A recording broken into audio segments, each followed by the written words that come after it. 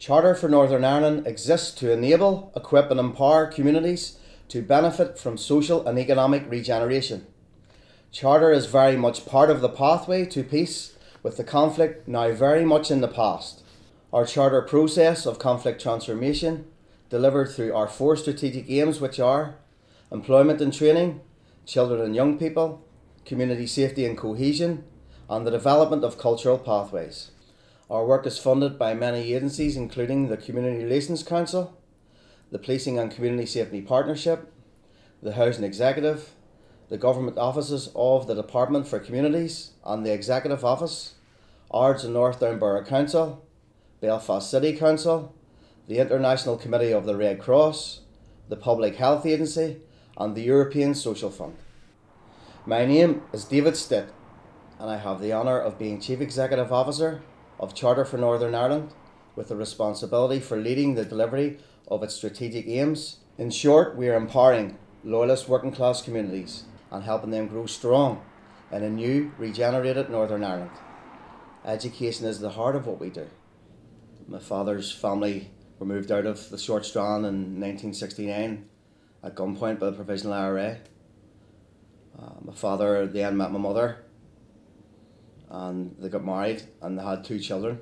Plenty of love in our house. My mother was a Christian woman. She was a Sunday school teacher, so we were brought up with Christian values in our house, and there was always plenty of love in our house. My father worked all his days, worked in the shipyard. He went on to work in shorts, and my mother and father were married for over 40 years. My father, during his time in the shipyard, was in contact with asbestosis, and subsequently that led on to having lung cancer, and he died 4 years ago. When I got out of prison over 20 years ago, I married my wife. We're married now for coming up to 20 years. We have 3 lovely children, 3 girls. A grandfather as well, of a granddaughter, and family's really important to me. I went to Tullycarna Primary School. That's where I lived. I lived in Tullycarna Housing Estate, so I spent my early years at Tullycarna Primary School, and a really enjoyable time at the school. Really fun, good times, good memories there, and a warm day education. I enjoyed it.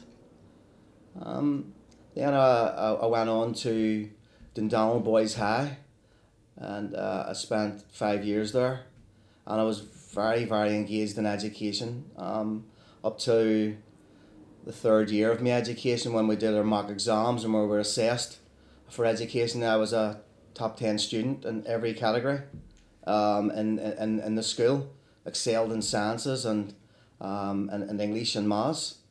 When I came to 4th and 5th year, I started getting distracted by the conflict, and my focus wasn't really on my education at that particular time. Obviously, I didn't have enough time to spend and focus my journey on education when I was at school, secondary school, but whenever I got the opportunity to get involved in adult education, whenever I got out of prison, I grabbed it with both hands.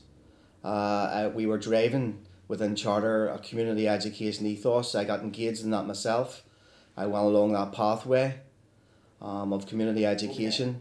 I reskilled myself, and I did my O-levels and A-levels, community level, which led me on to university.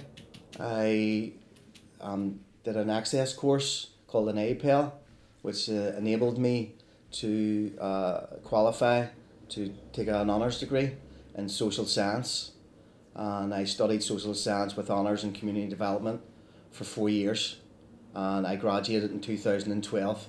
Once you create that pathway within an organisation and within a community, and you promote education as the way forward and the way out of poverty, our staff automatically went down that pathway.